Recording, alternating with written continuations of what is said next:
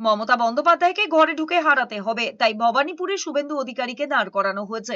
মনোনয়ন জমার আগে হাজরা মোড়ে পথসভা করে দাবি করেছেন অমিত শাহ। তিনি বলেছেন শুভেন্দু অধিকারী নন্দীগ্রাম থেকে লড়তে চেয়েছিলেন, কিন্তু তিনি বলেছেন শুধু নন্দীগ্রাম নয়, মমতা বন্দ্যোপাধ্যায়ের ঘরে ঢুকে তাকে হারাতে হবে। ওর তো রেকর্ড আছে, গতবার মমতা সরকার তো গড়তে পেরেছিলেন, কিন্তু নন্দীগ্রামে শুভেন্দু অধিকারীর কাছে হেরে গিয়েছেন। এবার পুরো বাংলার পাশাপাশি ভবানীপুরেও হারবেন মমতা বন্দ্যোপাধ্যায়। ममता बनर्जी को विदाई करने के लिए तैयार है,